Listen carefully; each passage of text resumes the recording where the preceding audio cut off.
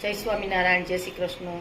તો આજે આપણે ચોમાસામાં બધી બહેનોને સતાવે કે રોજ રોજ કયા શાક બનાવવા, એના માટે આપણે એક તુરિયા પાત્રાનું શાક બનાવીશું। એના માટે મેં 2 નંગ અહીંયા પાત્રાના પાન લીધા છે, પત્તરવેલિયા અળવીના, 250 ગ્રામ તુરિયા છે, ચણાનો લોટ છે, ટામેટું છે, આદું છે, ગરમ મસાલો, મીઠું, ગોળ આંબલીની ચટણી છે, લીંબુનો રસ છે, ધાણા છે, ચપટી સોડા છે, પાણી છે, રૂટિંગ મસાલા છે અને તેલ છે। અળવીના પાનને ધોઈ અને લીધા છે, આ રીતે સમારીને લેવાના। આવી રીતે રોલ કરી અને તમે સમારીને લઈ શકો છો। તમે પાન ચોપડીને લેવા હોય તો પણ લઈ શકો। પાત્રાનું બેટર બનાવવા માટે આપણે મસાલા કરી લઈશું। સૌપ્રથમ આપણે સ્વાદ અનુસાર મીઠું લઈશું, આદુની પેસ્ટ છે અડધી ચમચી, ચપટી ગરમ મસાલો છે, આ ગોળ આંબલીની ચટણી છે,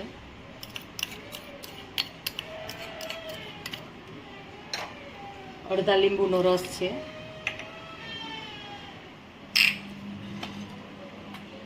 થોડી હળદર લઈશું, 1 ચમચી ધાણા જીરું પાવડર છે, 1 ચમચી લાલ મરચું પાવડર છે। હવે એમાં આપણે ચણાનો લોટ લઈ લઈશું,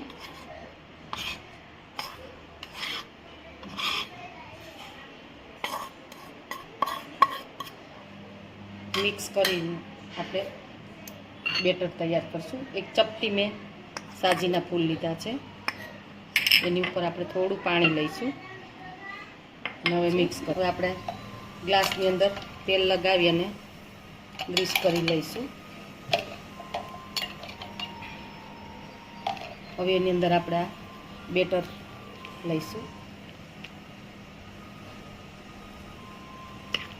આવી રીતે બંને ગ્લાસ ભરી લઈશું। ગ્લાસમાં બેટર ભરાય અને તૈયાર થઈ ગયું છે, એને આપણે ગરમ થઈ ગયું છે, એની અંદર આપણે ગ્લાસ લઈ લઈશું અને એને ઢાંકીને આપણે 10-15 મિનિટ થવા દઈશું। આપણે તુરિયાના શાકમાં તૈયારી કરશું, તો સૌપ્રથમ આપણે તેલ લઈશું।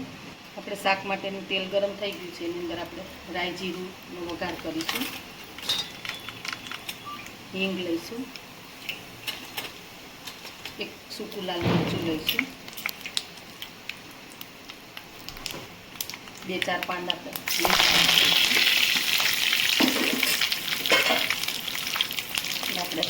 તુરિયા ધોઈને તૈયાર કરેલા છે, તુરિયા લઈ લઈશું। હવે આપણે થોડા તુરિયા લઈને એની અંદર આપણે હળદર નાખી દઈશું, પછી આપણે એમાં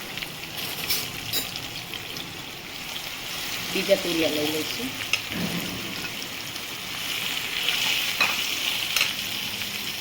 થોડું મીઠું લઈ લઈશું અને તુરિયાને હવે 10થી 15 મિનિટ આપણે એને ચડવા દઈશું। આપણા તુરિયાનું શાક આપણે થઈ ગયું છે, તેલ છૂટું પડી ગયું અને શાક તુરિયા પણ ચડી ગયા છે, તો એની અંદર આપણે મસાલા કરી દઈશું।